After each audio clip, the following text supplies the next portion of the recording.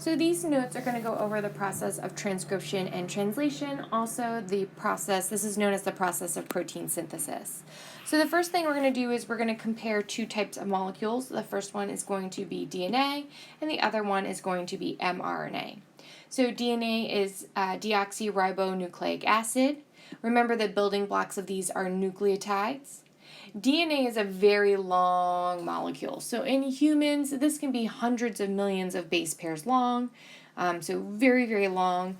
It's double-stranded, so remember it's made up of two complementary strands. And then the pairing rules are A to T and C to G. And one DNA molecule, remember we have 46 DNA molecules, 46 chromosomes, so 46 DNA molecules. Each of our DNA molecules actually contains thousands of genes on them. So DNA is very, very big when we think of molecules. RNA, on the other hand, stands for ribonucleic acid. And we're going to concentrate specifically on mRNA in this case, which stands for messenger RNA. Now, ribonucleic acid has some structural differences to it, but we're just going to stick to the stuff that we need to know. So mRNA is very short in comparison to DNA because mRNA tends to be a copy of just one gene. So DNA is thousands of genes, whereas mRNA is typically just one gene. It's single-stranded, so there's no complementary strand here. And the base pairs are A, U, C, and G. So there is no T, there's no thymine, there's uracil instead. So anywhere you would have put a T, you would put a U instead. So what we're going to do is we're going to use our knowledge of these two molecules and talk about what happens during the process of transcription. So transcription occurs in the nucleus of the cell, and that's because that is where DNA is located. And the goal of transcription is to copy a segment of DNA into a strand of RNA. So a segment of DNA is copied into a strand of mRNA. Now remember, mRNA is much smaller, and so the goal of that copying process is that mRNA can then leave the nucleus in order to do the rest of protein synthesis. So if you were going to think of an analogy of this, a really good one is the reserve section of the library. So those are books that are in the library that you can't leave the library with. So typically, if you want some information from that book, first off, you wouldn't copy all of the pages. You would only copy the pages that you need. And then you would take that copy that you made at the copy machine, and then you could leave the library with your copy. So same thing here. This big DNA molecule can't leave the nucleus because it's too large. So what we're going to do instead is we're just going to copy the bit of information that we need, and that copied bit can then leave the nucleus. So there's a whole bunch of machinery within the nucleus that helps make this copy.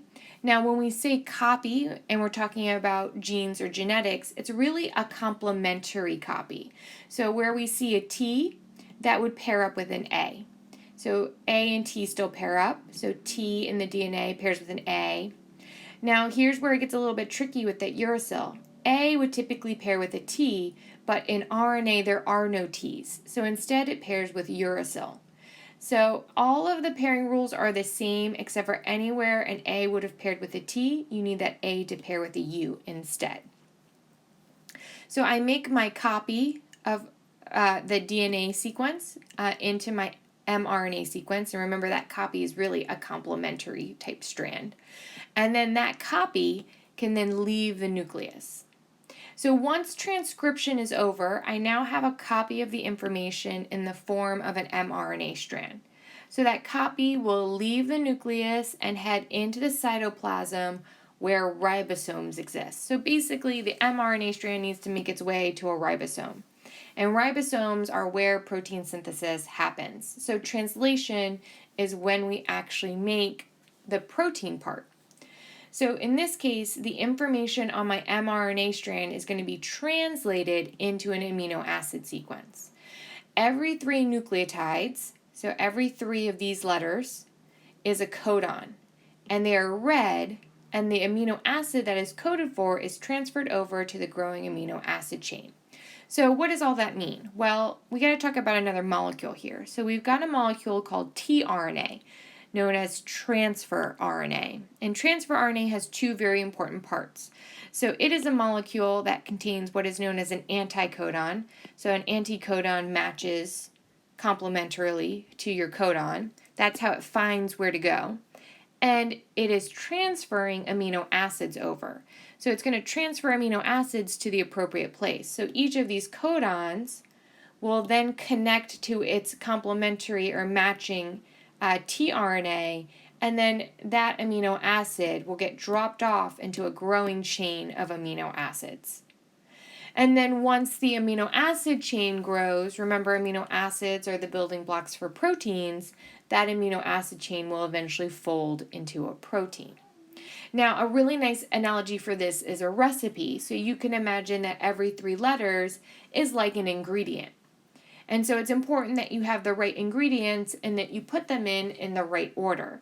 So we can imagine that these 3 letters are coding for one ingredient, these 3 letters are coding for another ingredient, these 3 letters again coding for another ingredient.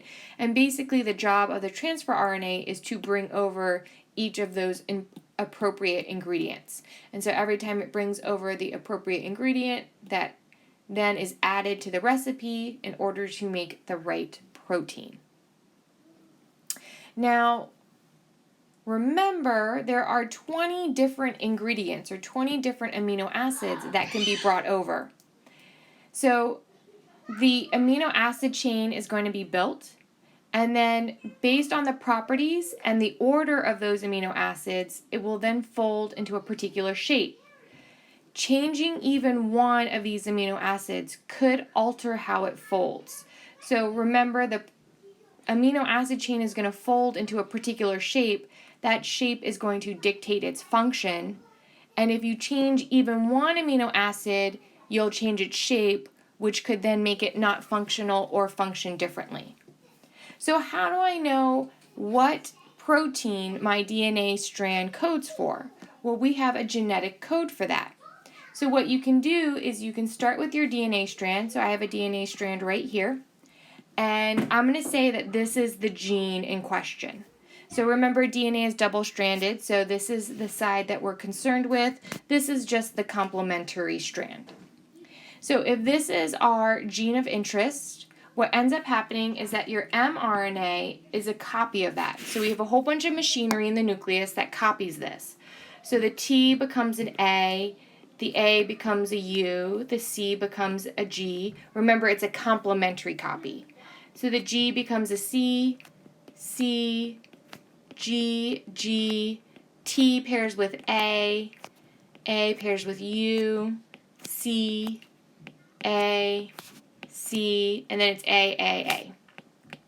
So this is my mRNA strand. And every 3 letters is a codon. So every 3 letters is coding for a particular amino acid. Now, I have this genetic code here, and the genetic code uses our mRNA strand, and it tells us which amino acid it is coding for. So some scientists created this based off of what they know and what they figured out when they were looking and studying mRNA and amino acid sequences. So this chart only works for reading mRNA. You can't read DNA on here, you can't read tRNA. It has to be the mRNA strand only. So I'm going to read every 3 letters. Oh, I did not mean to erase that. I'm going to read every 3 letters using this chart, and it's going to tell me which amino acids it codes for. So I'm going to start with AUG. So the first letter is A, the second letter is U. So I'm going to look, so second letter, first letter. I'm going to look where A and U intersect, which is right here at that box. And then my third letter is over here, so G. I'm going to go all the way across to where it hits that box, and I'm going to see that that codes for methionine, or MET. You don't have to know the whole names, just the abbreviations are fine. So I'm going to do that again for every 3 letters. So CCG is next, so where C and C intersect, and then G intersecting that box, that's going to be proline.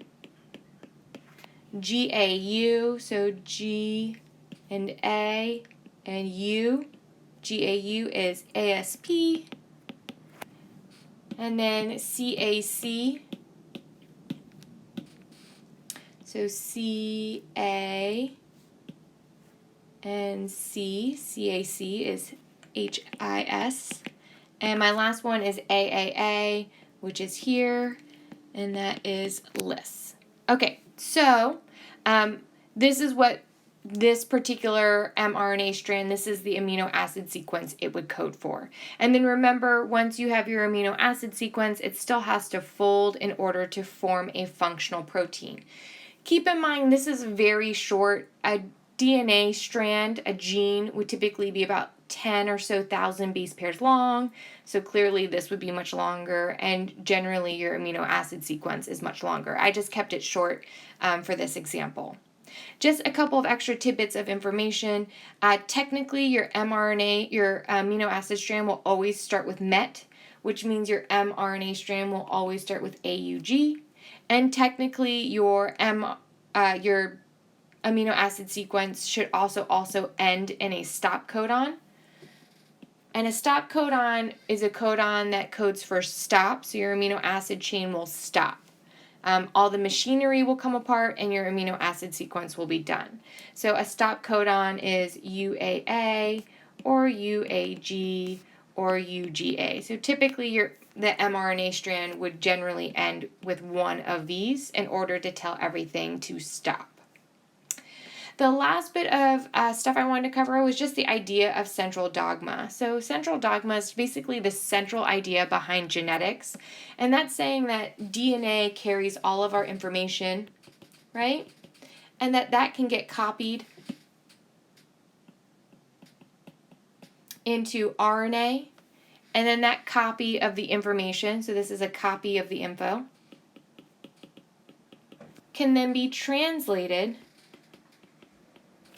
into an amino acid sequence.